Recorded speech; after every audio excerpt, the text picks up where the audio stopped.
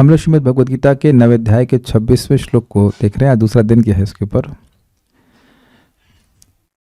परम पूज्य लोकनाथ महाराज कह रहे थे कि भगवान इतना कम क्यों मांग रहे हैं, पत्रम पुष्पम फलम तुम क्यों मांग रहे हैं। आगे जाके तो भगवान कहते हैं कि यद करोषि यद अश्नासी यद जुहोसी ददासी यद, जो कुछ भी करते हो, जो कुछ भी खाते हो, जो कोई तपस्या करते हो मुझको दो। तो महाराज बड़े विनोद में कह रहे हैं कि पहले ही मांग लेते तो लोग मना कर देते, अरे जो कुछ भी करते हो आपको दे दें, जो भी दान करते हैं आपको दे दें, हम नहीं देंगे। तो भगवान थोड़ा मांग रहे कि भाई पत्र पुष्प जल तो दो कंजूसों।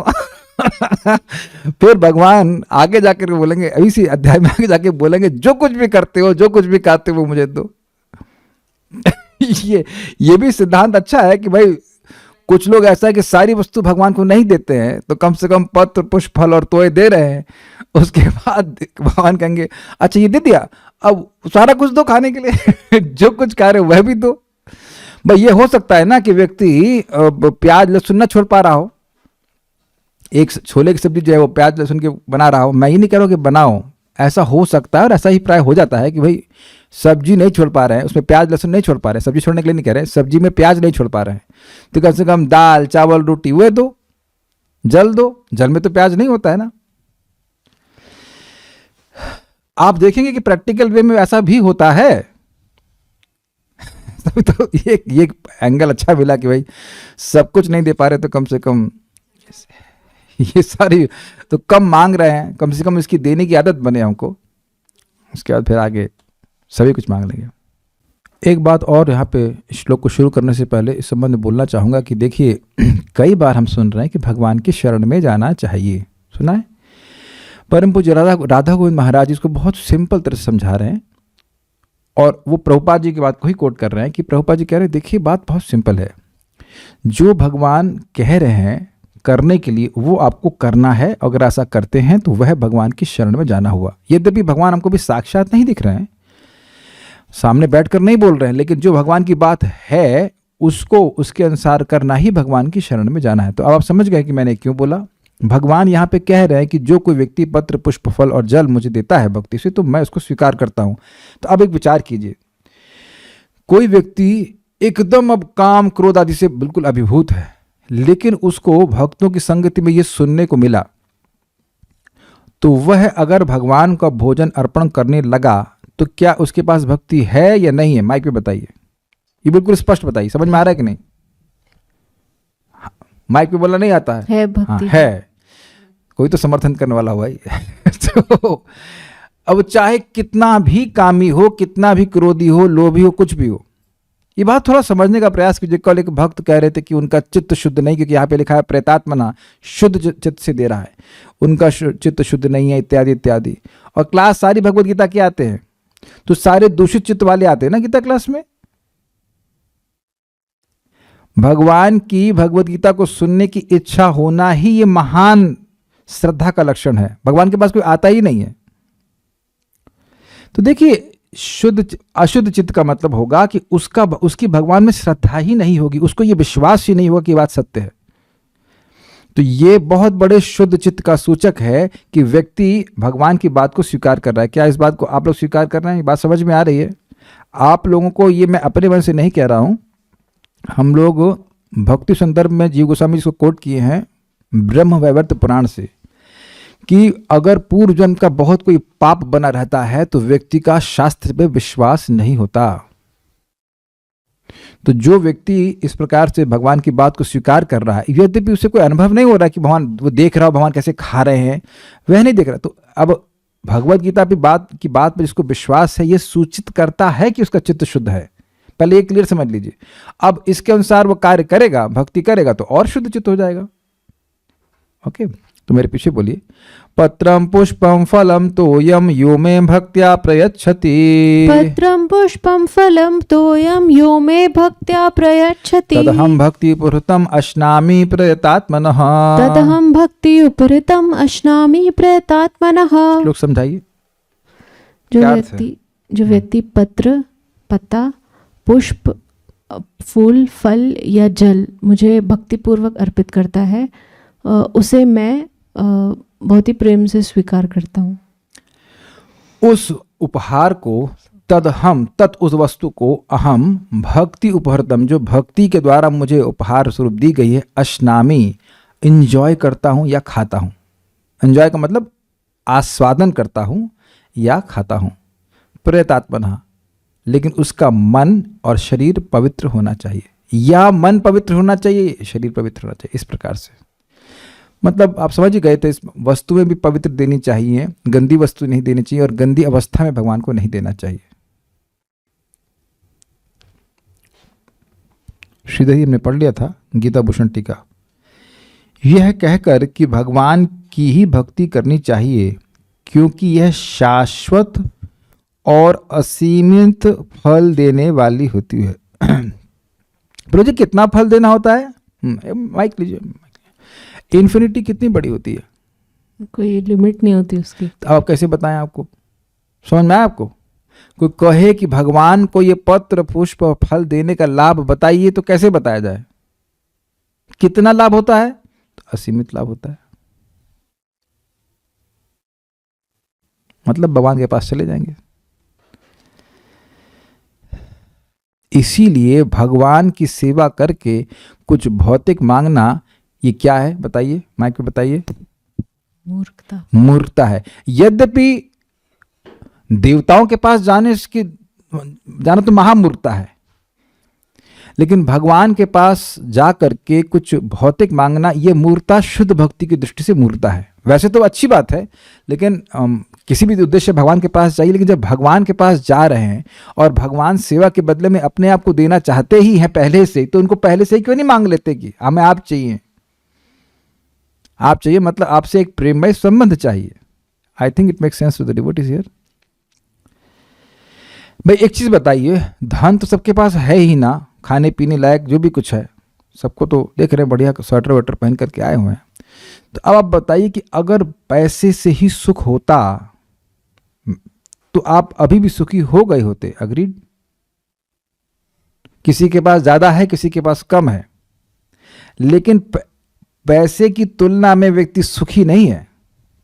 ऐसा नहीं किसी के पास अगर 5 लाख रुपए है तो वो 5 लाख वटेवर गुना अधिक सुखी है, और जो 500 रुपए रखा है वो वटेवर कम है। पैसे की आवश्यकता होती है, सुविधा आदि की जरूरत होती है, लेकिन पॉइंट इज वेरी सिंपल। आप मेरी बात समझ रहे हैं? भौतिक वस्तुएं हमें सुख प्रदान नहीं कर सकती। इस प्रकार से विवेक से युक्त होकर के व्यक्ति को भगवान की भक्ति मांगनी चाहिए। भक्ति असीमित है। भक्ति की इच्छा करना मतलब असीमित लाभ की इच्छा करना। ये तो क्लियर हो गया होगा अब तक? क्योंकि अगर भगवान की भक्ति प्राप्त हो गई, प्रेम भक्ति प्राप्त हो गई, तो आपको असीमित सुख मिलेगा, कभी भी, कहीं भी, कैसे भी भक्ति करके। तो इस बार क्लियर है। तो ये पत्र पुष्प फल देने का इच्छा है कि हम भगवान से अपने संबंध को वापस जागृत करें। That is a point. Establish a loving relationship with Krishna. और जब आप किसी से प्रेम का संबंध स्थापित करना चाहते हैं तो उसको पका पका के खिलाते हैं। एक माता जी कह रही थी हमारे पति फूडी हैं। बहुत अच्छी बात है। फूडी है तो फूड खाएगा बेचारा, डर के कहाँ जाएगा बाकर के। आप अच्छा खाना बनाओ, वो पकड़ में आ गया, खत्म कहानी। बस फिनिश। तो हम सभी के पति कैसे हैं? फूडी है। आपके भी पति मतलब पालक स्वामी कृष्ण बोल ही रहे भाई हम फूडी हैं, हमको खिलाओ, पत्र खिलाओ, पुष्प खिलाओ। इतने फूडी हैं कि पुष्प को भी खा लेते हैं। Is such a foodie, he likes to eat Krishna. Okay. अच्छा एक और बात देखिए, आप देंगे छोटा सा फल और भगवान देंगे असीमित फल। ये है कि नहीं? आप देंगे वो फल जो शाश्वत नहीं है। अग्रीड? फ्रिज काय को रखे घर में? क्योंकि सेब सड़ जाता है, अशाश्वत है। तो अशाश्वत फल इधर देंगे और भगवान आपको शाश्वत फल देंगे। आप सीमित देंगे, ऐसा नहीं। फल का साइज इतना बड़ा भी नहीं देखेंगे। फल तो इतने साइज, सेब की बात करें इतने साइज का होगा, बहुत बड़ा संतरा होगा तो इतना बड़ा संतरा होगा, नींबू तो छोटा ही सा होता है। तो इतना छोटा सा वस्तु दे करके आपको असीमित फल मिल रहा है, तब भी ना दे तो मूर्खता ही कहलाएगी ना। ठीक है। यह कहकर कि भगवान की भक्ति करनी चाहिए क्योंकि यह शाश्वत और असीमित फल देने वाली होती है। भगवान अब यहां वर्णित कर रहे हैं कि भक्ति का संपादन करना बहुत आसान भी है। एक और आसान दृष्टि से है। मान लो आप एकदम क्या कहेंगे उसको, शब्द नहीं आ रहा है, हाँ, एक बुरा शब्द है, फूहड़ हैं। फूहड़ मतलब खाना बिल्कुल नहीं बनाना आता। तो तुलसी के पत्ते तो आपको बनाना नहीं है इट नॉट, कुछ कुकिंग करना नहीं है, जल में कोई कुकिंग नहीं करनी है। फल तो यथावत दे दीजिए, थोड़ा काट, अगर ठीक से काट सके तो काट के दे दीजिए। और पुष्प भी कुकिंग नहीं करना पड़ता। तो कुकिंग ना भी आती हो, फलाहारी बाबा हो, तब भी भगवान खरीद ले जाएंगे। और कुकिंग कर ले तो बहुत ही अच्छी बात है। यद्यपि मैं, एक और इंटरेस्टिंग बात, कि आपके छोटे बच्चे भी भोग लगा सकते हैं। ये जरूरी नहीं है कि वह जो कुकिंग कर रहा है वही भोग लगाए। बहुत सिंपल सी बात है, बट उनको इस प्रकार का अभ्यास कराया जाना चाहिए। बच्चों को बहुत मजा आता है। मेरी माँ जब जिंदा थी तो मेरी बहन के बच्चे आए हुए थे, बहन भी आई हुई थी, तो उनको आदत थी कि नानी भोग लगाती हैं। तो कोई वस्तु आई तो बोले, बच्ची कान्हा ने खाया कान्हा ने खाया। तो उनको भी आदत लग गई कि कृष्ण ने खाया कि नहीं खाया, तब वो खाएंगे। सी, भगवत गीता का सिद्धांत को बच्चे भी पालन कर सकते हैं। यस, यद्यपि मैं अनंत शक्तियों से युक्त हूं और पूर्ण काम हूं, मतलब मुझे कुछ नहीं चाहिए, फिर भी यथोचित रीति से उस सुलभ वस्तु यथा पत्र पुष्प आदि का भोग करता हूं जो मेरे भक्त के द्वारा मुझ सर्वेश्वर को प्रेम से अर्पित की जाती है। देना मतलब अफेक्शन होगा तब व्यक्ति देता है। यहां स्पेशली जिस व्यक्ति को कोई जरूरत नहीं है, उस वस्तु को, उस व्यक्ति को आप दे रहे हैं तो प्रेम से ही दे रहे हैं ना। मैंने पहले भी कल समझाया था, कोई व्यक्ति को आप बहुत प्रेम करते हैं, घर में आता है, वो पेट भरा हो खाने का, फिर भी अरे थोड़ा सा, अरे हमारे हाथ से खा लीजिए, थोड़ा खा लीजिए। आपके हाथ से खाने का क्या मतलब है? आप अपना प्रेम स्वीकार करवाना चाहते हैं, ये बात है, ये आपकी इच्छा है। लेकिन एक अद्भुत बात है, आगे श्रीपाद रामानुजाचार्य जी कहेंगे कि भक्त का प्रेम देखकर भगवान के हृदय में, भगवान को भी भूख जागृत हो जाती है। भगवान को आप देने की इच्छा रखते हैं तो भगवान को भी भूख जागृत हो जाती है। नोट, अष्टामी का अर्थ है आस्वादन, न कि खाना, क्योंकि भगवान फल को खाते हैं और फल और फूल को सूंघते हैं। इसको आपने सुना था, अश्नन्ति दिव्यान दिव्यदेव भोगान। जो लोग कर्मकांड आदि करते हैं तो वह देवताओं के योग्य भोगों को भोगते हैं। अश्नन्ति, तो अश्नन्ति का मतलब आस्वादन करते हैं। तो फल को खाते हैं और फूल को सूंघते हैं, यानी कि दोनों ही स्थिति में भगवान को सुख अनुभव होता है। ही बिकम्स हैप्पी। आप लोग एक्सपेरिमेंट करना, मेरे ख्याल से आप लोग रोज करते भी होंगे, कि सुंदर फूल लाएं।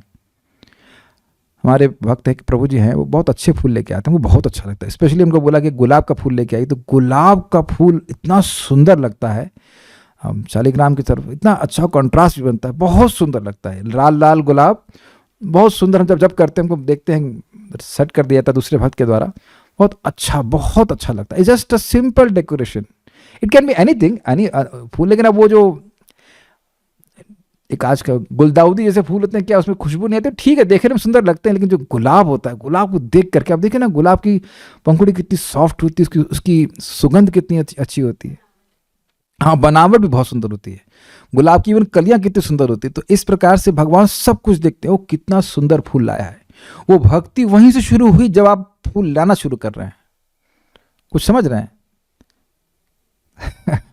हमारे गिरिराज जी को, उनके ऊपर एक तुलसी जी का ऐसे लगता है कि कैप बना दिया, तुलसी जी का कैप ऊपर रख देते हैं, बहुत सुंदर लगते हैं, बहुत ही क्यूट बच्चे से लगते हैं। It is really really nice. What I am trying to say कि भक्त लोग इस कार्य को करें तो उसका अलग प्रभाव होता है। एक और चीज़ है, आप पता नहीं इस बात को समझ पा रहे कि नहीं, कि यदि मंदिर आदि में भी किया जाता है, ठीक है, करते हैं, पैसा दे करके लोग जो फूलों का डेकोरेशन करवा लेते हैं, वो कुछ क्षण के लिए भले अच्छी लगती है, लेकिन जो भक्त लोग अपने हाथ से करते हैं, जैसे आप देखिए कि दस्कवान वृंदावन में माता जी लोग अपने हाथ से माला बनाती है, वो माला को की शोभा ही अलग होती है, वो भक्ति भावना से बनाई जाती है। आप मेरी बात समझ रहे होंगे। हलवाई से आपने बना लिया, पकवान बना के भगवान को अर्पित किया, वह उतना नहीं पसंद आएगा। एक्चुअली वो तरीका है ही नहीं, लेकिन अब बड़ी मात्रा में बनवाना होता है तो बनवा लिया जाता है। लेकिन वस्तुतः बात तो यह है कि भगवान अपने भक्त के हाथ से बना हुआ भोजन चाहते हैं। Love can not be purchased.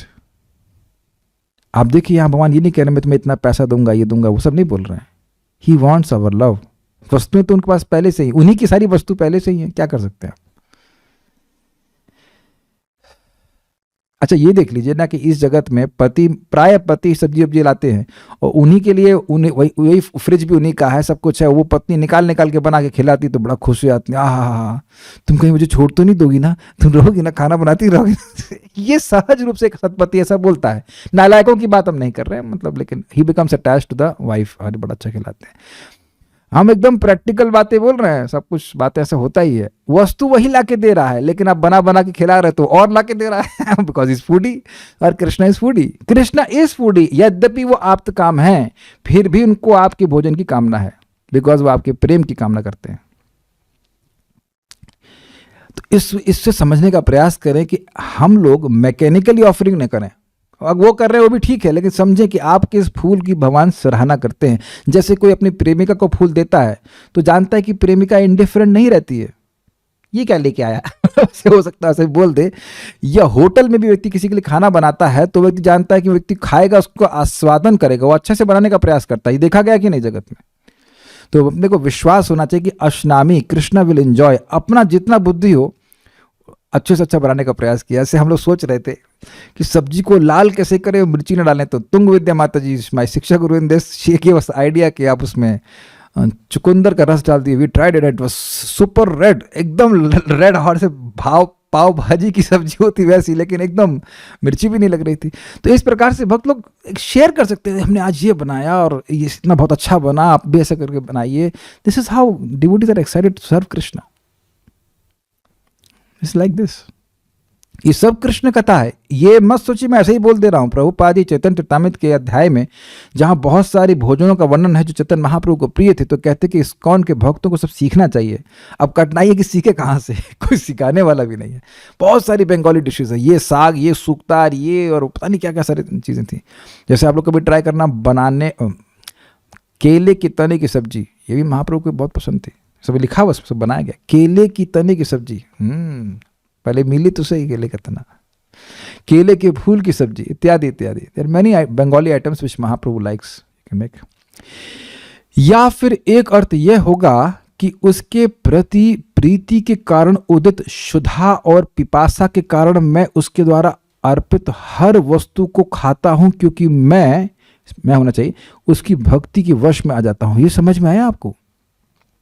जब आप सोच रहे हैं अरे ये समय हो गया है, भगवान को भूख लग रही होगी, जैसे कुछ लोग घर में फिक्स होता है कि भाई 9 बजे भूख लगेगा, अरे भगवान को भोजन देने का समय आ गया है, तो भगवान को वाकई भूख लगती है, भगवान को वाकई प्यास लगती है। भाई आप भी सोचते हो ना कि भाई हम सुबह उठते हैं तो पानी पीते हैं, तो भगवान सुबह उठ के पानी नहीं पियेंगे? वो तो हम आपके साथ ही सोते हैं, आपके संग उठते हैं, गुड बॉय रात में डिस्टर्ब नहीं करते भगवान।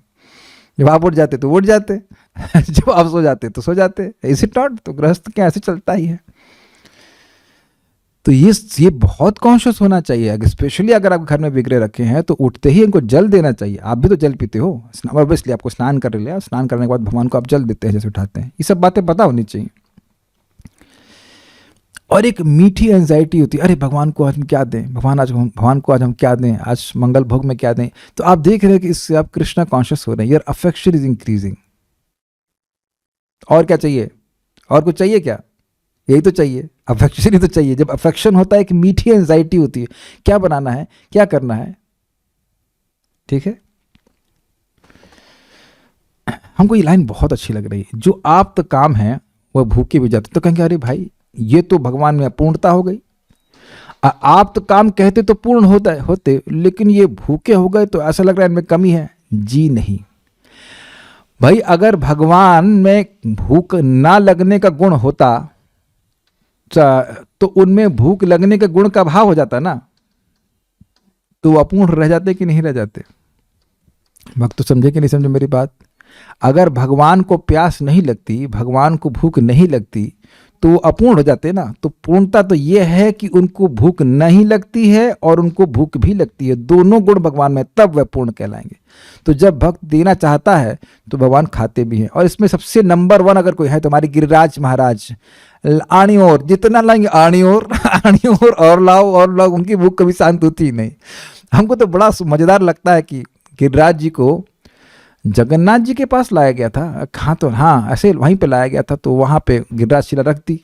तो जगन्नाथ जी सपने में कहे मैं मर रहा हूँ भूख से। कहते क्या हो गया? अरे ये तो मंत्र पढ़ने की भी अपेक्षा नहीं करता, खा जाता है, मेरे लिए कुछ बचता ही नहीं है। Giriraj is so amazing.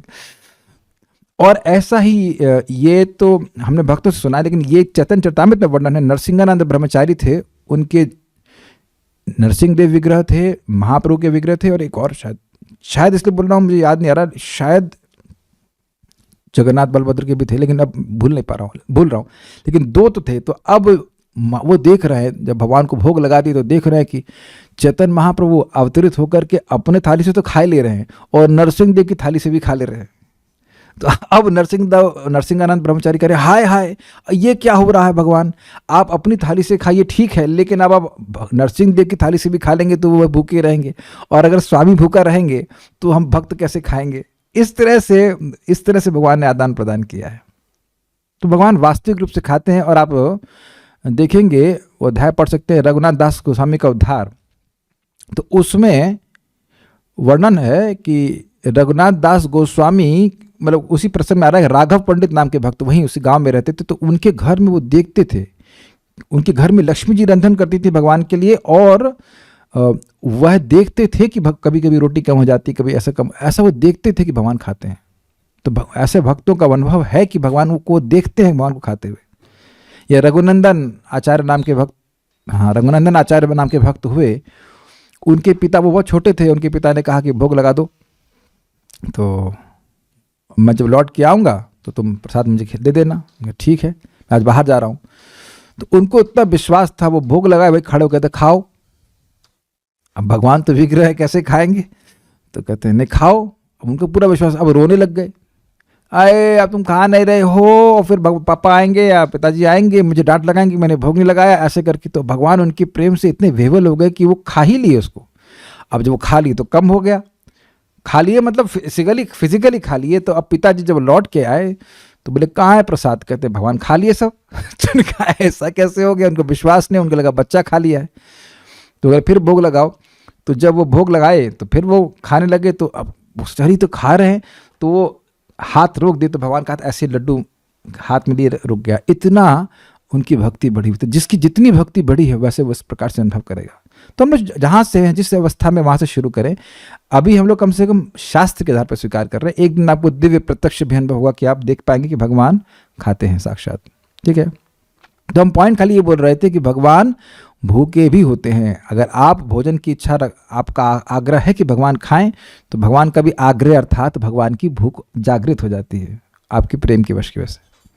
Note, यद्यपि वह वस्तु खाद्य न भी हो तो भी भगवान उसको खाते हैं। जैसे कि फूल को खाया नहीं जाता, लेकिन भगवान उसको खा लेते हैं।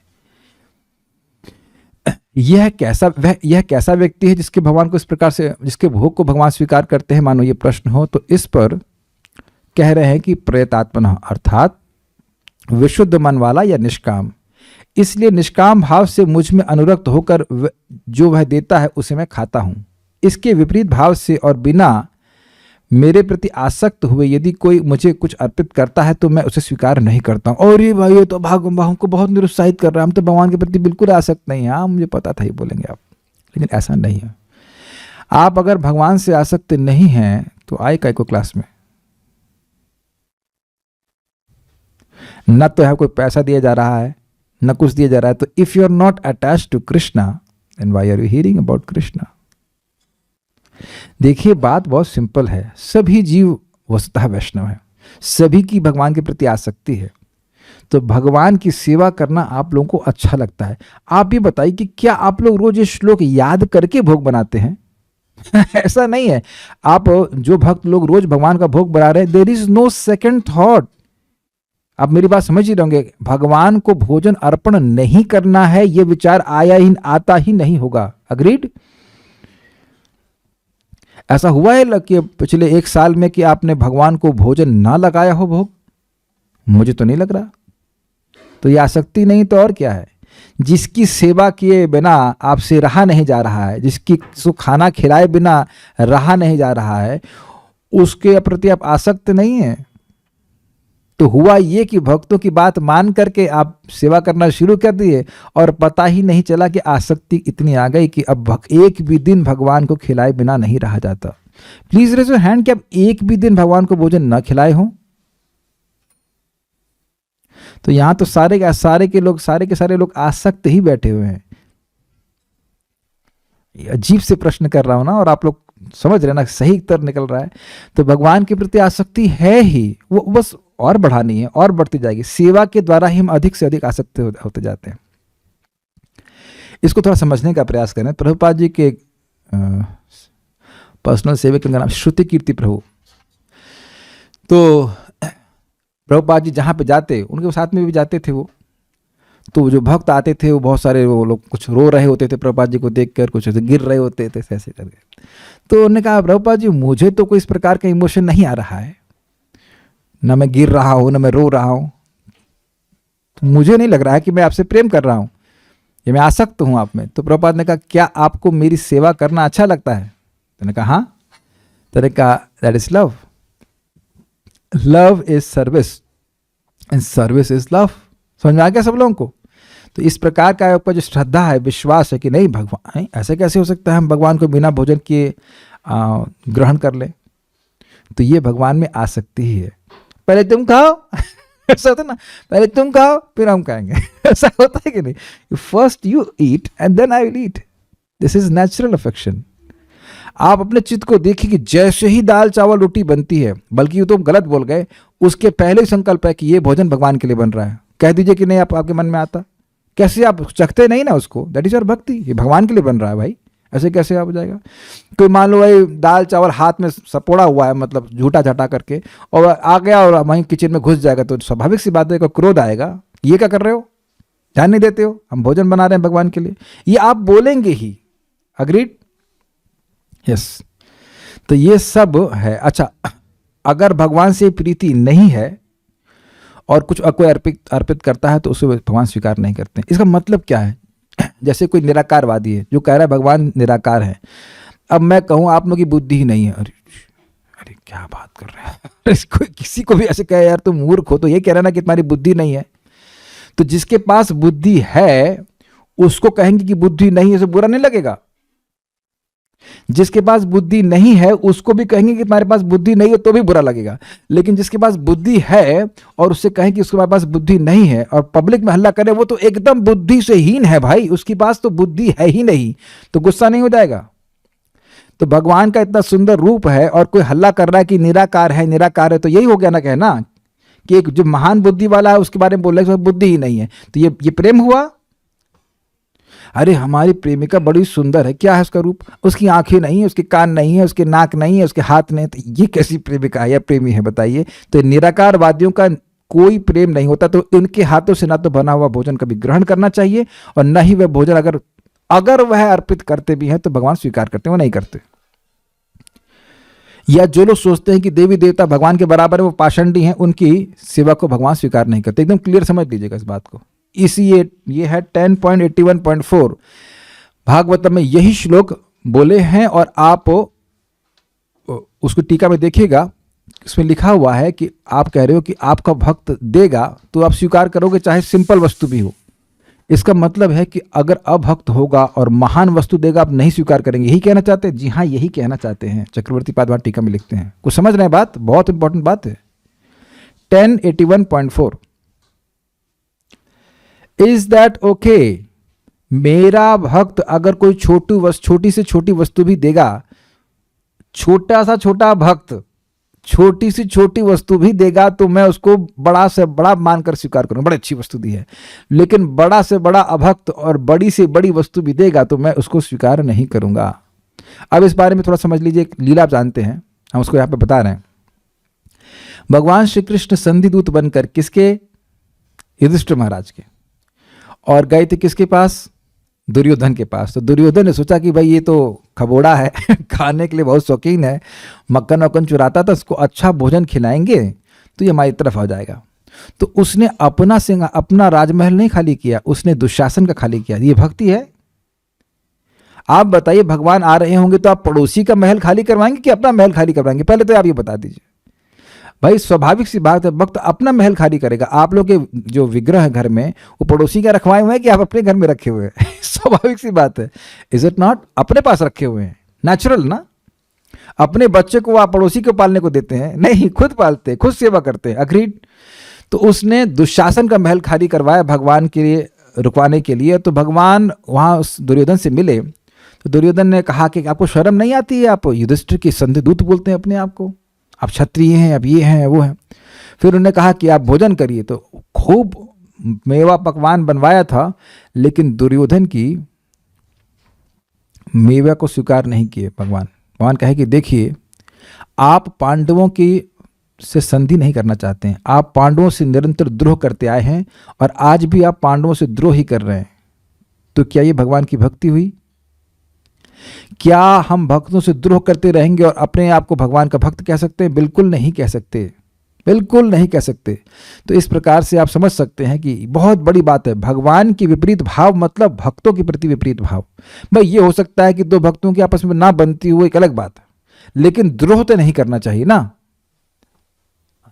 भाई वैसे मान लीजिए कोई क्लास दे रहा है, तो उसकी क्लास हर किसी को पसंद नहीं आएगी। इसका मतलब इतना नहीं है कि जिसको पसंद नहीं आ रही है वो द्रोह करे, और जिसकी जो क्लास दे रहा है वो उससे द्रोह करे। द्रोह की कोई बात ही नहीं, सबके अलग अलग इंस्पिरेशन, दैट्स ऑल राइट। बहुत बड़ी बात है। और दुर्योधन का तो मेवा भी नहीं मेवा त्याग दिया था। क्या था? दुर्योधन की मेवा त्यागो साग विदुर घर खायो। और आप देखिए अब एकदम शास्त्रिक बात है। विदुर जी के पास गए और विदुरानी उस समय स्नान कर रही थी। जब कृष्ण आवाज दिए तो उनको होश हवास भी नहीं रहा कि मतलब क्या करें। वो बाहर आके तुरंत भगवान अपना पीताम्बर उनको उड़ा दिए। शी वॉज कंप्लीटली लाइक, उनको बाहर अनुसंधान ही नहीं था। भगवान ने अपना पीताम्बर उड़ा दिया। कहा चाची हुई ना, काकी चाची बहुत भूखा हूं, कुछ लाके दीजिए। तो वह केले लेके आए, सिंपल थिंग। और प्रेम में ये भूल गई कि केले खिला रही हैं कि छिलके खिला रही हैं। और भगवान कृष्ण छिलके भी वैसे ही प्रेम सिखाए। ये प्रसिद्ध बात है, सब लोग जानते हैं इस बात को। सो मेन बात है भक्ति, और भक्ति का मतलब है आनुकूलेन कृष्णानुशीलनम। कृष्ण को सुख मिले, इस इच्छा से व्यक्ति भगवान को कुछ सेवा करता है, चाहे मन से, चाहे वाणी से, चाहे शरीर से। अगर मैं यहां पे अभी हल्ला करने लगूं कि भगवान निराकार है, तो क्या भगवान सुखी होंगे? जी नहीं। समझ में आ गया? प्लीज वापस मैं पॉइंट बता रहा हूं। कृष्ण को सुखी करने के लिए एक भक्त को दूसरे भक्त ने कहा कि भाई आप खीरा ऑफर कीजिए। तो वो खीरा ऑफर करें यह तो सुने, लेकिन यह ध्यान नहीं दिए कि खीरा ठीक है कि नहीं है। तो फिर दूसरे भक्त बोला कि भाई आपको खीरा ऑफर करने के लिए बोला गया था, लेकिन एक पॉइंट नहीं बोला गया था जो कि अंडरस्टूड है, और वो यह है कि अच्छी वस्तु भगवान को दी जाती है।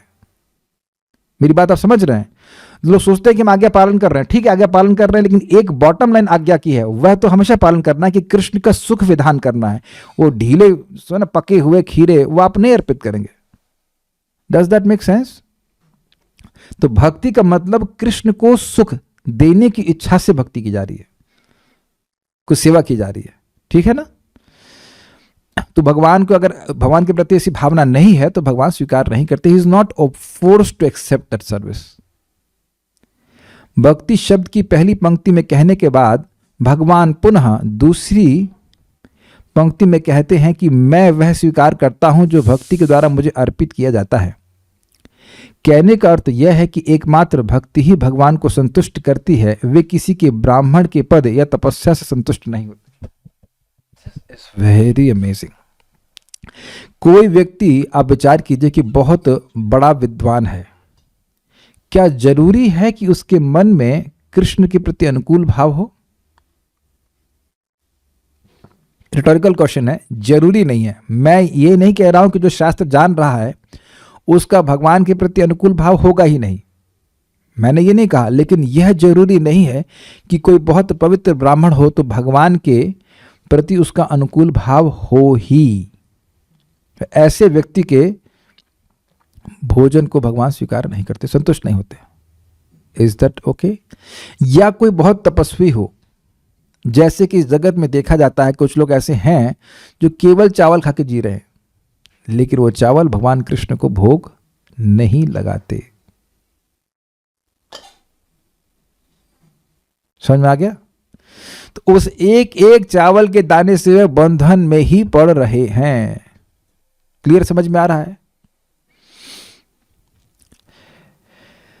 जब यहाँ पे बात आ ही रही है तो हम एक विनोद की बात कर रहे हैं, लीला है, मतलब विनोद की बात विनोद नहीं कहना चाहिए, बल्कि इस बात को समझा रहा हूँ कि कैसे भगवान अपने भक्त से लेना चाहते हैं। सनातन गोस्वामी जी, प्रसिद्ध बात है, सनातन गोस्वामी जी के पास गोविंद जी आ गए तो कह रहे थे, सनातन गोस्वामी ने कहा मैं तो बाबा जी हूँ, मैं क्या भोग लगाऊंगा आपको, कैसे सेवा करूँगा? कहते हैं जो तुम लगा सको दे देना। तो वो बाटी बनाते थे आटे की, अब बाटी समझते हैं, गोल गोल से, it's like a cake but उसको भुन अग्नि में बनाते हैं। तो अब वो तो भजन में लीन रहने वाले व्यक्ति, तो वह तो अब नमक भी डाल नहीं पाते थे, तो भगवान खा रहे। एक दिन भगवान बोले अरे भाई थोड़ा नमक भी तो डाल दो उसमें। तो अब सनातन गोस्वामी देखिए कैसे डांट रहे हैं, मतलब अलग तरह से बोल रहे हैं। अब आज आप नमक मांग रहे हैं, कल सब्जी मांगेंगे, दाल मांगेंगे, तो अब मैं तो भोजन ही बनाता रहूंगा और आपका सेवा कैसे करूंगा, मतलब भजन कैसे करूंगा? तो भगवान फिर व्यवस्था करे, फिर कहे भी अगर आपको इतना व्यवस्था करनी तो आप व्यवस्था कर लीजिए अपनी, हम तो नहीं कर पाएंगे इतना। This is amazing. वो जो बाटी थी जिसमें नमक भी नहीं था, वह भी अमृत तो लग रही थी गोविंद जी को।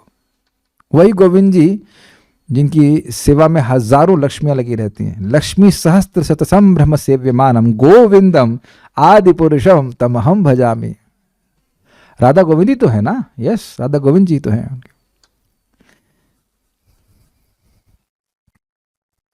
तो बार बार मैं आपको रिपीट करवा रहा हूं कि आवाज नहीं आ रही है, बाकी लोगों को भी नहीं आ रही।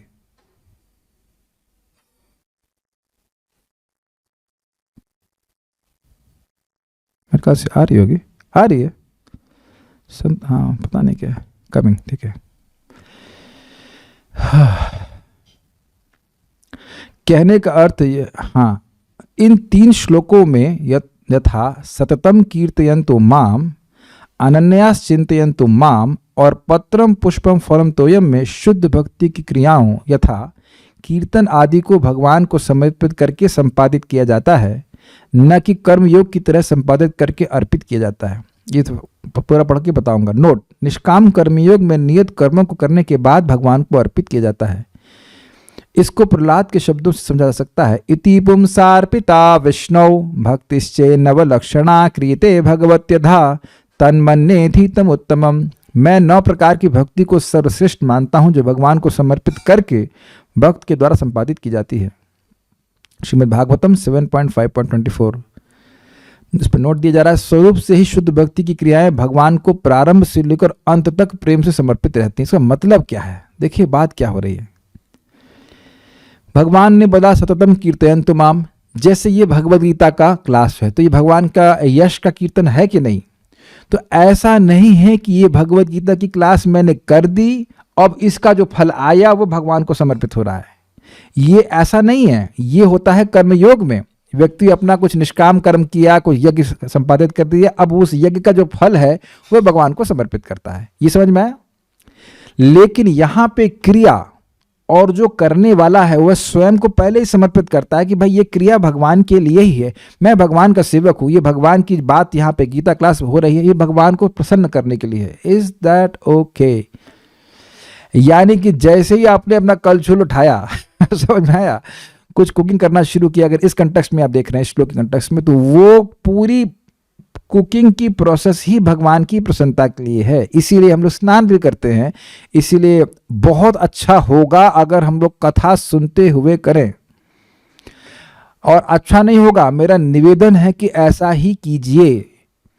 वो आपका 1.5-2 घंटा, जो भी 3 घंटा खाना बनाने में, सफाई में लगता है, वह सब 3 घंटे की एक्स्ट्रा हीयरिंग हो जाती है और बहुत कुछ सीख लेंगे। देखिए, एक यहाँ तो प्रवचन में सिखाया जा रहा है, और उसके अलावा भी मैं कई बार बोलता हूँ यह सीरीज सुन लीजिए, यह सीरीज सुन लीजिए, वह कथा सुन लीजिए। तो वो कब सुनेंगे? वो भी तो सुनना जरूरी है ना भाई, जीवन जा रहा है। तो वह भी आप श्रवण कर सकते हैं और आपकी भक्ति बहुत बड़ी रहेगी। इसे कहते हैं परिभावित भक्ति। जैसे माता यशोदा चर्निंग कर रही थी, वो मक्खन मक्खन, हाँ मक्खन को मत, मक्खन को मत रही थी, लेकिन तानि तानि ही गीतानि तद बाल चरितानि चा, उन्होंने भगवान के बाल चरित्र को गीतों में बद्ध कर लिया था, उसको याद कर लिया था, तो गायन भी कर रही थी। सततम कीर्तयंत का मतलब है कि जब आप सामान्य कार्य भी मतलब अन्य कार्य भी कर रहे हैं भक्ति का, तब भी आप भगवान का कीर्तन करें, श्रवण करें। श्रील प्रभुपाद जी अपने तात्पर्य में जगह लिखते हैं कि हमारे इस्कॉन के भक्त स्पिरिचुअल स्काई इंसेंस बना रहे होते हैं और साथ साथ वह भगवान के यश को भी सुन रहे होते हैं। Then Krishna is more happy. मतलब आप भगवान के बारे में कुछ खाना बना रहे हो तो बना ही रहे हैं, अच्छी बात है, लेकिन आप स्वयं अनुभव करते होंगे, मैं कोई नई बात नहीं कह रहा हूं, अनुभव करते होंगे कि भोजन बना रहे हैं और भगवान के यश को सुन रहे हैं तो वो और अच्छा लगता है। वो भोजन की, वो जो भोजन बनाने की क्रिया है वो और उत्साहित करने वाली हो जाती है, क्योंकि भगवान का यश आपको और भगवान से प्रेम बढ़ा रहा है। मैं बार बार रिपीट कर रहा हूं, कल भी हमने सुना था रुक्मिणी जी भगवान को देखी नहीं थी, उनके यश को भक्तों के मुख से सुन करके इतनी वो कन्विंस हो गए कि मुझे अपने जीवन को कृष्ण को देना ही है। Sit okay. हाँ, अब हम फिर से समझा रहे इस बात को जहां पे क्या बताया गया। देखिए हम लोग निष्काम कर्मयोग में क्या सुनते हैं, मान लीजिए कोई किसका फोन बज रहा है, माता जी का बज रहा है?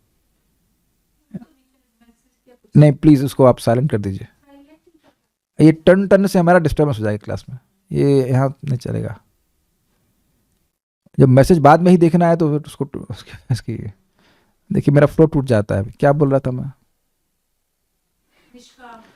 तो निष्काम कर्मयोग जो है उसमें व्यक्ति मान लीजिए कोई यज्ञ किया, जैसे कि अग्निष्टोम यज्ञ, तो अब उसको अग्निष्टोम यज्ञ करके उसका जो यज्ञ का फल है वह उसके द्वारा स्वर्ग नहीं जाना चाहता है, उसके फल को वह भगवान को समर्पित करता है कि ये भगवान के लिए है। कुछ क्लियर समझ में आया?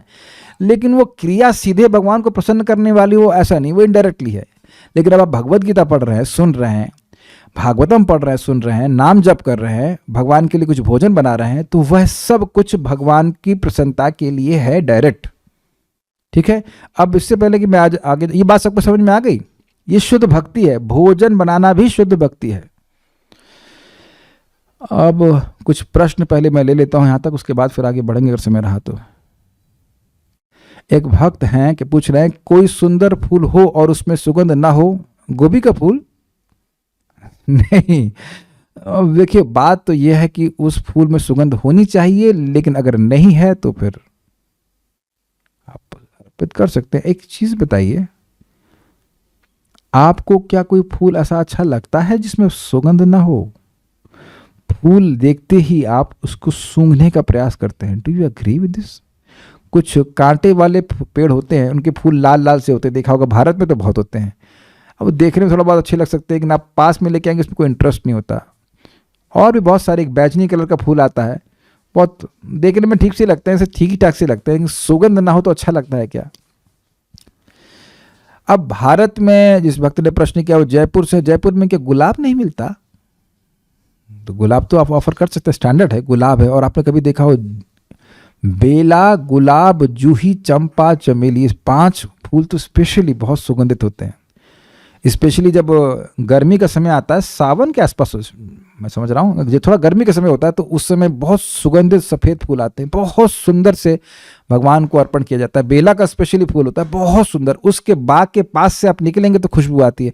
गौशाला में जब उगाया जाया करता था तो हम उधर से जाते थे मंगल आरती के लिए, तो इतनी खुशबू आती थी, इतनी भीनी भीनी और इतनी आकर्षक खुशबू थी कि उधर से जाएंगे तो आकर्षक लगती थी। तो यू मस्ट रिमेंबर, ध्यान से सुनिए कि हम अपनी हर इंद्रिय से भगवान की हर इंद्रिय की सेवा कर सकते हैं। तो भगवान की नाक को भी सुगंध देना है, भगवान के आँख को भी सुख देना है, ये बात भावना होनी चाहिए भक्त की। जैसे आप देखेंगे कि भक्त लोग, गेस्ट कभी आते हैं तो भोजन तो बनाए रहता है, ऊपर से थोड़ा घी और डाल दिया जाता है, साधुओं को तो स्पेशली खिलाया जाता है इस प्रकार से। तो अब क्यों, खाना अच्छा बना है लेकिन और घी क्यों डाला जाए, थोड़ा घी की और खुशबू आए, है कि नहीं? तो जब प्रेम की इच्छा होती है, प्रेम से सेवा करने की इच्छा होती है, तो ऐसा आदमी करता ही है।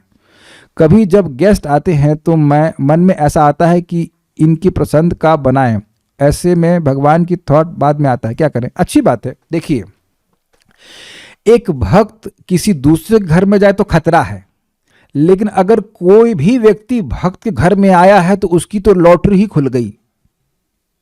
क्यों लॉटरी खुल गई? क्योंकि उसे भगवान का प्रसाद खाने को मिलेगा।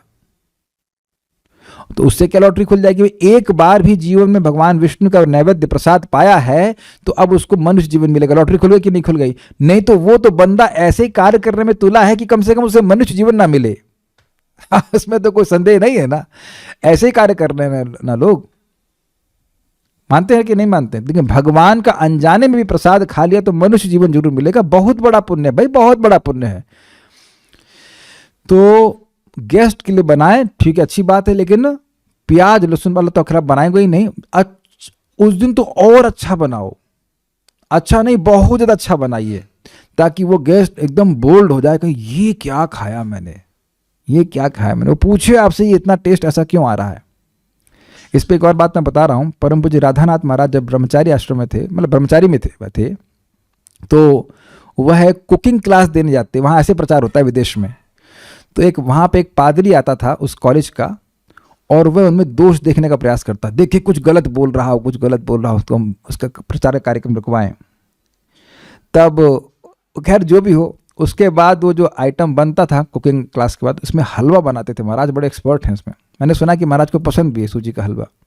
तो वो व्यक्ति खाया, उसने खाया तो बड़ा अच्छा लगा। फिर बाद में पूछा उसने कि आप कैसे बनाते हैं, तो महाराज ने रेसिपी तो सारी बता दी।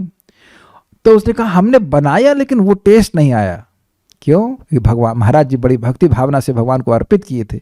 तो बोले हम भगवान के लिए बनाते हैं, भगवान को अर्पित करके ग्रहण करते हैं, तो भगवान क्योंकि खा लेते हैं इसलिए वो टेस्ट है जो आपको टेस्ट कभी नहीं मिलेगा अपने हाथों से बनाए, मतलब भगवान को बिना अर्पित किए बनाए हुए।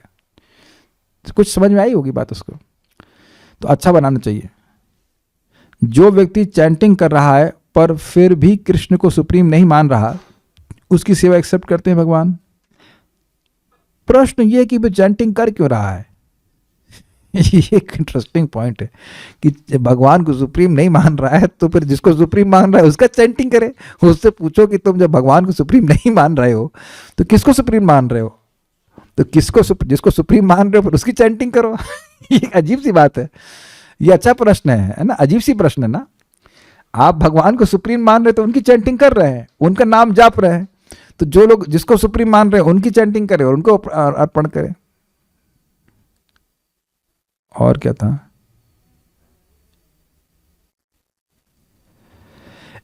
और कुछ भक्तों ने प्रश्न किया है, क्या कृष्ण भगवान की वैजंती माला ज़्यादा पसंद है? वैजंती की फूलों में तो खुशबू नहीं होती। मुझे वैजंती के बारे में नहीं आइडिया। वन की माला तो है, पहनते हैं भगवान, लेकिन वैजंती माला के बारे में कोई जानकारी, इसलिए मैं चुप रहूंगा। कथा सुनते सुनते भोग बनाने से अगर भोग खराब हो जाए, ऐसा कैसे होता है भाई? खाना खराब आप बनाओ और आरोप आप कथा पे लगाए। क्या कथा में रेसिपी बता रहे हैं कि भाई अच्छा आप नमक डालो? क्या ऐसा कहीं कथा सुने हैं आपकी? अच्छा आप चावल लो और नमक डालो और ये डालो वो डालो, ये तो रेसिपी वाली बात हुई ना। ऐसा नहीं होता है। हम मेरे संग तो ऐसा कभी नहीं होता। आज तो हम परम पूज्य लोकनाथ महाराज का प्रवचन लाइव सुनते रहे और बनाते रहे। कुछ सब्जी बनाए तो बहुत अच्छा, मतलब हमारे हिसाब से बहुत अच्छा बना, तो पूरा चट करके कोई दिक्कत नहीं है।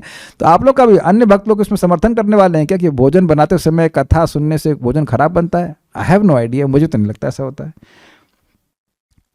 मंदिर में जो रोज़ मिलते हैं ऑफर्ड, वो बुके वाले रोज़ होते हैं। अब तो क्या भाई, देखिए जो स्टैंडर्ड है वो स्टैंडर्ड है। अब मंदिर वाले कोई क्या करते हैं, उनकी इच्छा। वो सोचते हैं कि भाई महंगा गुलाब होगा तो अच्छा होगा ना। भारत की गुलाब जो खुशबू वाला है वो अच्छा होता है, उनमें कोई स्मेल नहीं होती है, तो वो नहीं डालना चाहिए।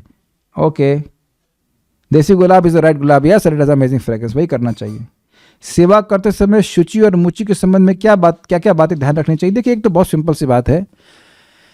अगर हम लोग सोए हैं बेड, बेसिकली देखिए हम अब यहाँ पे आ रही बात, अगली टिक आज नहीं लेंगे और कल लेंगे। थोड़ी बात यहाँ पे हम प्रैक्टिकल वे में चर्चा कर लेते हैं। जिस बेड पे हम सोते हैं वो हो जाता है अपवित्र, बल्कि जैसे हम सो जाते हैं तो वो अब शव की तरह माना जाता है हमारा शरीर। ये मैं नहीं हूँ, ये मेरा शरीर। तो ये कपड़ा वपड़ा सब गंदा हो जाता है।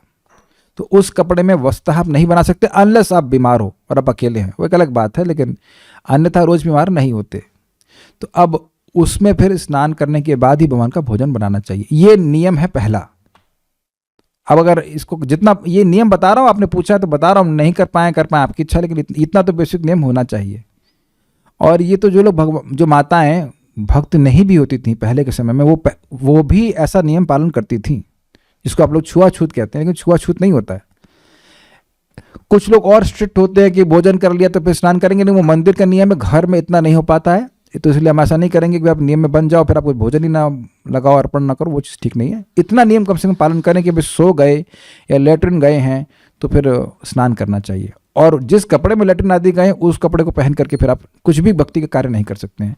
जब के अलावा, जब तो कैसे भी करो कोई दिक्कत नहीं, वहाँ तो सब कथम पे लगा दिया गया, कोई दिक्कत नहीं है, कथा भी सुन सकते हैं, ऐसे कोई दिक्कत नहीं है। ये है। दूसरा, आप जानते हैं कि नमक आदि जो कुछ भी है वो आप टेस्ट नहीं कर सकते हैं, बाकी तो सब चीज़ें पता ही हैं आपको, उसमें और कुछ बताने की बात नहीं है। अगर कोई अभक्त प्रसादम में फ्लॉस निकाले तो हमें उन्हें ऑफर करना चाहिए कि नहीं? अब ये बड़ा कठिन बात है। देखिए, प्रसादम तो आपको भगवान का भोग तो ऐसे बनना चाहिए कि भक्त हो चाहे अभक्त हो, उन दोनों को अच्छा लगना चाहिए। लेकिन एक कठिनाई है कि कुछ लोग बड़े रजुगुणी होते हैं, उनको जब तक प्याज का छौंका नहीं लगेगा उनको अच्छा ही नहीं लगेगा, है ना? तो ऐसे लोग कैसे संतुष्ट कर सकते हैं भाई? संतुष्ट कर सकते हैं एक तरह से, हींग डाल दीजिए, हींग से पूर्ति हो जाती है लहसुन और आदि की टेस्ट की, तो हींग तो हम भगवान को अर्पित कर सकते हैं, कठिनाई नहीं है, हींग डाल के खाना बनता भी है। We can't satisfy everyone. हमारा उद्देश्य भगवान को संतुष्ट करना है, भगवान के लिए जो बना रहे हो अच्छा बनना चाहिए। अब अगर किसी को बिल्कुल अच्छा बनने के बाद भी किसी को अच्छा ना लगता हो तो फिर जो अपना जीवन में चला रहा है उसे चलाए, उसमें हम कुछ नहीं कर सकते। Is it okay? देखिए, ये अच्छा ना अच्छा या टेस्ट, यह तो उसके मनस्थिति के ऊपर निर्भर करता है। आप प्रसाद की ही बात करें, कोई बहुत रजुगुणी व्यक्ति होगा तो उसे लगेगा कि प्रसाद तो है लेकिन खूब मिर्ची होनी चाहिए। हम इस्कॉन के ही मंदिर में गए थे, नाम नहीं रख रहे कौन से, तो बोले राजभोग राजभोग, तो हम लोग भी उत्साहित होकर राजभोग ले लिए, और उसमें इतनी लाल मिर्च थी, इधर से धुआं उधर से, ये क्या है भाई, ये तो बहुत खतरनाक है, इतना मिर्ची खाने की आदत तो नहीं थी। एक बार ब्रज में भी हम लोग गए थे, तो वहाँ एक बाबा जी थे, तो हम लोग को मट्ठा प्रसाद दिए, तो उस मट्ठा प्रसाद में इतनी मिर्ची थी, हम लोग सब लोग खड़े थे, हमने कहा फेंक तो सकते नहीं, मट्ठा बहुत पसंद भी था, हमने ले लिया एक गिलास। लेकिन पता है मिर्ची कैसे थी? जैसे लोग चाय अगर पीते रहे तो चाय नीचे जम जाती है ना, उतनी मोटी लेयर लाल मिर्च की थी उसमें। तो हमने कहा ये तो बहुत मिर्ची, कहते हैं हाँ थोड़ा हम करंट रखते हैं। हमने कहा हमारा सारे फ्यूज़ हो गए आपके इस करंट से। तो इस प्रकार से भोजन नहीं बनाना चाहिए। वैसे देखा जाए तो देखिए, स्टैंडर्ड तरीका ये है कि सात्विक तरह से बनाना चाहिए, ये नहीं कि बहुत बहुत मिर्ची और ये सब करके करना है। लेकिन अब एक लाइसेंस दिया जा रहा है कि अगर आपको मिर्ची ही अच्छी लग रही है, मिर्ची खाते हो तो फिर वैसे भोग लगाओ, क्या करो। मैं मिर्ची खाने के लिए नहीं बोल रहा हूँ, लेकिन अगर ऐसे ही बनाने की इच्छा है, पूरा पकौड़ी बनाने की इच्छा है, तो जो है जैसे आप जिसको आप अच्छा मान रहे हो वो करके खाइए। लेकिन हाँ, ऑब्वियसली इसमें प्याज लहसुन आदि नहीं हो सकता है। चलिए, तो डिटेल्स थे। अब आगे की टीका को हम कल देखेंगे, काफ़ी सारी टीकाएं हैं तो हम आराम से पढ़ना चाहते हैं, बहुत इंपॉर्टेंट है। मैं एक बात बोल के रखूँगा, भोजन से ही हमारे शरीर का हर सेल बनता है।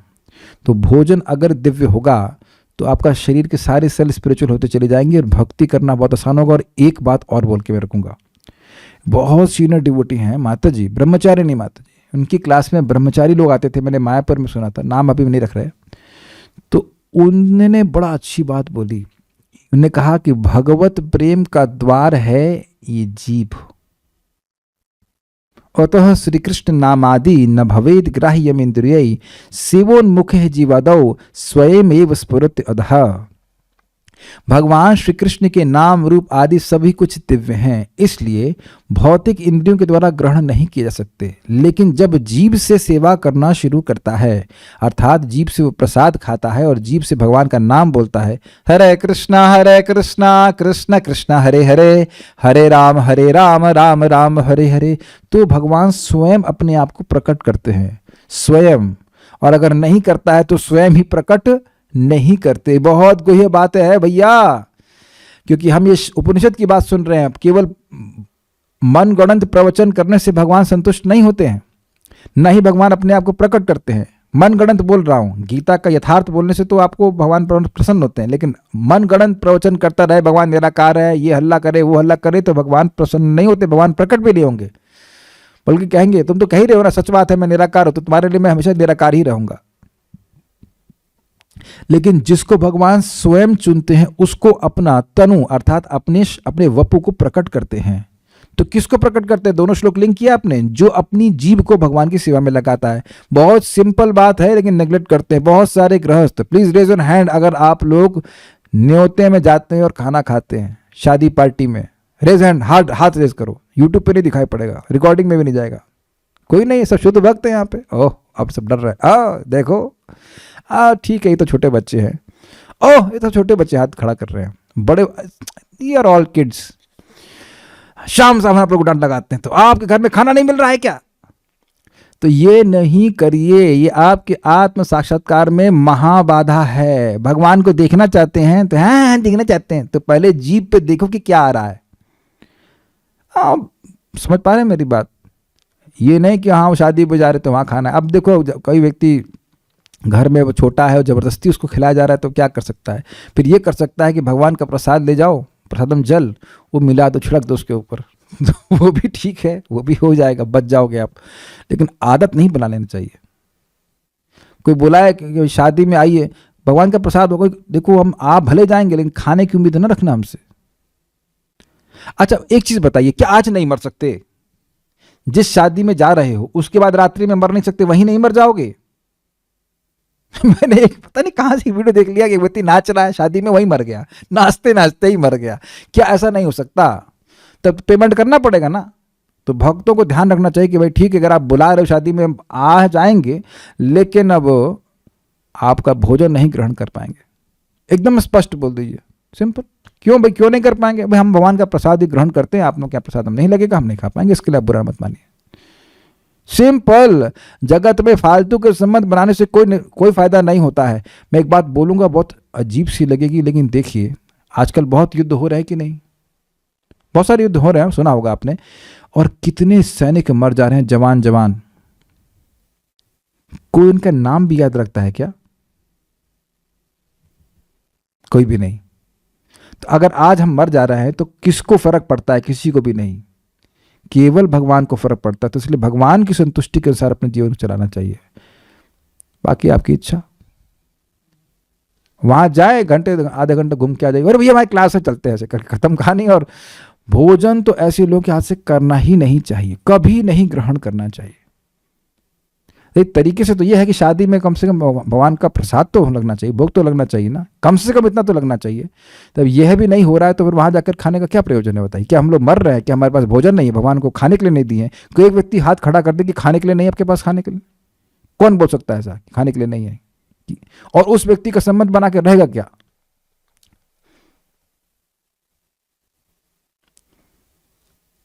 हम विनोद के लिए बोल रहे हैं कि भाई मैं जब ब्रह्मचारी आश्रम में था तो किसी शादी में नहीं गया, फिर भी मेरी शादी में लोग आए कि नहीं आए? इसलिए कभी कभी लोग कहते हैं कि भाई उसकी शादी में नहीं जाएगा तो हमारे यहाँ कौन आएगा? तो हमारी शादी में सब लोग आए थे तो मना कर देते भाई हम नहीं जा रहे, हम किसी शादी में नहीं जाते। पर भाई सब क्या नहीं लगता प्याज लहसुन चलता है, और प्याज लहसुन के चलता है, मुर्गा चलता है, क्या भोग लगेगा भगवान को? क्या हम उससे जब भक्ति में नहीं थे तो क्या उस समय हम लोग नहीं देखे हैं? बड़ा गंदा माहौल आजकल चल गया है। लोग तो सबसे पहले देखते हैं कि वो सब चीज़ बन रहा है कि नहीं बन रहा है, निरामिष आमिष आहार हो रहा है कि नहीं हो रहा। नहीं होगा तो जाएंगे नहीं। ऐसे भी है कि नहीं बताइए? गलत तो नहीं कह रहे कि मांस मूस नहीं बनेगा तो शायद हम जाएंगे नहीं। वॉटेवर हम बात आ रही तो हम यहाँ बोल दे रहे हैं, तो आप उनको बोल दीजिए क्या प्रसादम बन रहा है भगवान का? ना नहीं वो नहीं बन रहा है, तो ठीक है फिर हम नहीं आएंगे। और आपके नहीं जाने से किसी शादी रुक रही है, हु केयर्स? क्या आप पुरोहित हैं जाके वहां पे आहुति देंगे? Who cares? ठीक है कि नहीं? जाना तो अपनी शादी में चले जाना, कोई दिक्कत नहीं वहां भोग भगवान का लगवा देना, कोई दिक्कत नहीं। मैं आपको लग रहा होगा हम बहुत रेवोल्यूशनरी बातें बोल रहे हैं, लेकिन ऐसा कुछ भी नहीं, धर्म के अनुसार बता रहा हूँ आपको। एक बात कोई बोल रहा है उसको एड्रेस करके हम रुकते हैं। और बोल रहे हैं और खुद की शादी में, तो ये तो जो प्रश्न किया उसकी शादी तो शादीशुदा है, दोबारा करने की इच्छा है क्या? दोबारा करना चाहते हैं जो पूछ रहे हैं? अरे भाई अपनी शादी में तो प्याज लहसुन नहीं बनना देना चाहिए ना, ठीक है? पहले सेटिंग कर लो भाई। जब शादी में प्याज बनवाओगे तो जिंदगी भर प्याज नहीं बनाना पड़ेगा बताइए, खाना भी पड़ेगा, तो आप पहले सोच लीजिए। ओके बातें बहुत विनोद की लग रही होंगी, विनोद की नहीं है। We have to be strict with our tongue, we have to be strict with our tongue. मैं एक और बात बोलूँगा, बहुत अच्छा एग्जाम्पल आया था, नहाने के से आया था मेरे को। आप देखेंगे कि जब पानी ठंडा होता है तो आप उसमें गर्म पानी मिलाते जाते हैं, जैसे जैसे मिलाते जाते हैं उसका टेम्परेचर एकदम अनुकूल हो जाता है। एग्रीड। ऐसे हमारा जीवन ठंडा चल रहा है तो भक्ति के तपस्या रूपी अग्नि टैप खोलते जाएंगे तो आप देखेंगे एकदम तरोताज़ा, एकदम हीट, एकदम फ्रेश रहेंगे। मेरी बात समझ रहे होंगे ना? Every day when I take this बात, मुझे विश्वास होता है हाँ ये तो सही बात है। जितनी बार मैं जीभ से भगवान से इतर कुछ बात बोल रहा हूँ तो वो मेरी भक्ति को ठंडा करता है। ध्यान दीजिएगा इस बात को। आप देखना, व्यर्थ की बात बोलने से, प्रज्वल्प को बोलने से भक्ति ठंडी होती है, उत्साह ठंडा होता है। और भगवान के बारे में बात करते हैं, भगवान का नाम उच्चारण करते हैं, जितनी बार हम भगवान का नाम बोल रहे हैं, जितनी बार भगवान का प्रसाद ग्रहण कर रहे हैं, जितनी बार भगवान का संपर्क हो रहा है, उतना और हम शुद्ध हो रहे हैं, उतना और भगवान की तरफ जा रहे हैं। सो हमारे पास समय बहुत कम है। We should not waste our energies on such stupid things. जो भी भगवान को अर्पित हो सकता है अर्पित करके खाइए। चाहे छोला भटूरा खा रहे हो, although bhatura is not good for your health, लेकिन अगर खाना चाहते हो तो भगवान को अर्पित करके खाओ। लेकिन ऐसी जगह बिल्कुल मत खाइए जो चीज़ भगवान को अर्पित नहीं की जा सकती। Okay, will stop here. Shrimad Bhagavad Gita की जय, श्रील प्रभुपाद की जय, निताय गौर प्रेमानंदे। इंपॉर्टेंट पॉइंट मैं बोलना चाह रहा था एटीट्यूड के संबंध में। जब आप भगवान के लिए कुछ भोजन बना रहे हैं, मान लीजिए कोई आप नई डिश बना रहे हैं, तो स्वाभाविक है कि हो सकता है कि वह एकदम परफेक्ट न बने, लेकिन आपकी इच्छा होनी चाहिए कि यह परफेक्ट बने, तो कृष्ण को वह परफेक्ट ही लगेगी। Is that okay? Because the attitude was perfect. फिर उसमें कहीं त्रुटि हो गई तो आप उस पर मनन करें कि कहाँ गलती हो गई। ये नहीं कि चलेगा। एक व्यक्ति जो प्रेमी होगा उसके लिए कभी ये चीज़ चलेगा वाला हिसाब होगा ही नहीं। आप ये समझने का प्रयास कर रहे हैं मेरी बातों को। कोई भी सब्जी आप नया बना रहे हो, मालूम मैं कहूँ सूरन की सब्जी कितने लोगों को आती है, तो चाहे कुछ लोग सूरन नाम भी ना जाने होंगे, सूरन कभी बनाए नहीं होंगे, तो आप ट्राई कर सकते हैं and it can always go wrong, it's okay, not a problem. फिर आप विचार कीजिए कि कहाँ गलती हुई है, फिर उसको इम्प्रूव कीजिए। This is all part of love. जैसे एक माता जी ने मुझे बताया कि जब वह छोटी थी और खाना बनाना शुरू ही करी थी, तो पता नहीं ऐसे सब्जी कुछ बनाया, कुछ दाल बना, उसमें नमक कम था, नहीं था, शायद दाल बनाई इसमें नमक ही नहीं था। उनके पिताजी अपनी बेटी के हाथ से पहली बार दाल बनी तो खाए तो बड़े खुश हुए, क्योंकि बेटी बनाई इसलिए खुश हुए। अच्छा था वो बात नहीं थी, खूब उसको एकदम आशीर्वाद दी, बहुत अच्छा बनाया बेटा, तूने बहुत अच्छा बनाया। वो जब खुद खाएंगे तो ये तो इसमें नमक कम है, ये नमक डाली ही नहीं, ऐसे करके। लेकिन उनके अपने पिता का रेसिप्रोकेशन देखकर उनको ऑलमोस्ट लेट्स से, अब उनकी लड़की ही हो चुकी है 31 साल की, तो आप सोच लीजिए कितना साल पुरानी घटना हुई होगी। लड़की 30 साल की है तो 25 वटेवर 25-26 साल में शादी होगी, तो आई डोंट नो समथिंग 50 साल पुरानी बात होगी या 40 साल पुरानी बात होगी। उनको याद थी कि मेरे पिता ऐसा मेरे छोटे से प्रयास को भी वह इतना सराहे थे। तो एक पिता का प्रेम कितना हो सकता है? कृष्ण के बराबर तो नहीं हो सकता है। तो आइडिया इज कृष्ण उसी समय नोट कर रहे हैं कि यह मुझे कुछ देने के लिए उद्यत हुआ है। आप मेरी बात समझ रहे हैं?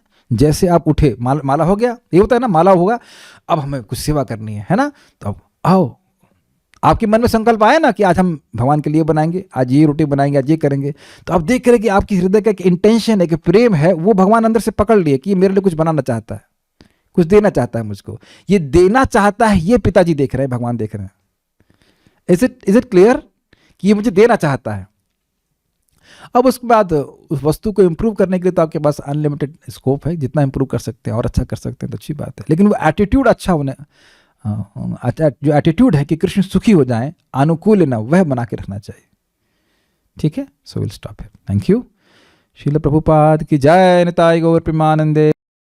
ये पास टाइम श्रीमद् भागवतम से है। और कृष्ण बलराम जी जब मथुरा गए तो वहाँ पे सुदामा नाम का माली था, और उसने कृष्ण और बलराम जी को बहुत सुंदर माला बना के दी। कोई बोले नहीं, कुछ नहीं, भगवान नहीं बोले कि मैं कुछ, हमको पैसा देंगे, कुछ देंगे। भगवान का भक्त था, प्रेमी था, तो भगवान ने आशीर्वाद दिया। भगवान बहुत प्रसन्न हुए। भगवान ने आशीर्वाद दिया कि तुम इस जीवन में भौतिक रूप से भी मतलब संपन्न रहोगे और बाद में तुम मेरे पास आओगे। तो जो भी माता जी हैं या कोई भी मतलब सेवा कर रहे हैं, या कुब्जा को देख लीजिए, कुब्जा भगवान कृष्ण के रूप को देख करके मोहित हो गई थी। वो कुबड़ी थी, बहुत कुरूप, सुंदर थी लेकिन कुबड़ी थी। तो भगवान को वह चंदन, उनको भगवान बोले मजाक में, हे सुंदरी हे सुंदरी, क्या तुम ये चंदन था ना, चंदन हमको दोगी। और वो चंदन किसके लिए था? कंस के लिए था, राजा के लिए था। इतना सुंदर चंदन था, अंगराग, एक्चुअली चंदन नहीं था, अंगराग कहते हैं, कुछ लेपन टाइप का था। तो बोले हे सुंदरी, सुंदरी मतलब भगवान सोच लेते इसको सुंदर बनाना है, ये मुझे कुछ देगी और इसको मुझे सुंदर बनाना है। तो हे सुंदरी, क्या ये अंगराग तुम मुझको दोगी? तो कहता हाँ हाँ क्यों नहीं दूंगी। तो कृष्ण को लगाया ऐसा अंगराग कि कृष्ण बलराम जी से लगने लगे, मतलब पीला अंगराग लगाया, और बलराम जी को डार्क वाला लगाया ऐसा श्यामल वर्ण का। भगवान बड़े प्रसन्न हुए, भगवान उसको यहाँ से ऐसे उठाए और सीधा कर दिए, सीधी हो गई, बहुत सुंदर स्त्री बन गई वो। तो आप समझ रहे मेरी बात, कि उसकी भगवान को सुखी करने की इच्छा थी। मैं ये समझाना चाहता हूं, यद्यपि वो कुबड़ी थी, क्या योग्यता थी? कुछ भी नहीं, केवल एकमात्र योग्यता सुखी करने की इच्छा। एक बात और समझ लीजिए, जब आप किसी को दुखी करना चाहते हैं, ये मत कहना कभी नहीं किया कभी ना कभी तो इच्छा ही होगी कि इसको इतनी को दुखी करना है। तो अब आप देखिए, उससे पहले हम दुखी हो जाते हैं। अगर आपके मन में संकल्प आता है कि इस व्यक्ति को हमें सुखी करना है, आपके मन में पहले से उल्लास हो जाता है। अग्रीड, सामान्य व्यक्तियों के बारे में बात कर रहा हूं। अगर मन में यह है कि कृष्ण को सुखी करना है, तब आप कितने सुखी होंगे। और समझ लीजिए, आप सुखी तो करेंगे ही, उस सेवा से अन्य भक्त भी सुखी होंगे। यहाँ कितने सुंदर देखिए, भगवान कृष्ण बलराम जी के जिस मंदिर में बैठे हैं, ड्रेसिंग होती, तो भक्त की भावना है कि भगवान को सुंदर सुंदर कपड़ा देना है, तो उसको देख करके भक्त लोग नहीं सुखी होते हैं। आप लोग रोज भगवान के दर्शन करते हो, मंगल आरती के, दर्शन आरती के, या जैसे राधारमण जी के कितने सुंदर दर्शन होते हैं, कितने सुंदर वो श्रृंगार होता है। तो भक्त भगवान को सुखी करना चाहता है, लेकिन उससे और अन्य कितने लोग भी सुखी हो जाते हैं। अग्रीड। और हम अपने अपने कपड़े पे, अपने शरीर पे बहुत सुंदर कपड़ा भी डाल लें, उससे कितने लोग सुखी होंगे? कोई सुख नहीं होगा, हम खुद भी सुखी नहीं होंगे। It's very nice. इसका मतलब ये नहीं कि हम बहुत खराब कपड़े पहने, जस्ट डिसेंट कपड़े पहने जो भक्त के लिए आवश्यक हैं। लेकिन बात समझने वाली है, जो भगवान को संतुष्ट करने का प्रयास करेगा तो सभी लोग सुखी होंगे, सभी संतुष्ट होंगे, like that. Okay, now I will definitely leave you so that you will also come for Bhagavatam class. बहुत लंबा क्लास हो जाएगा तो फिर शाम को नहीं आएंगे ओके, हरे कृष्णा।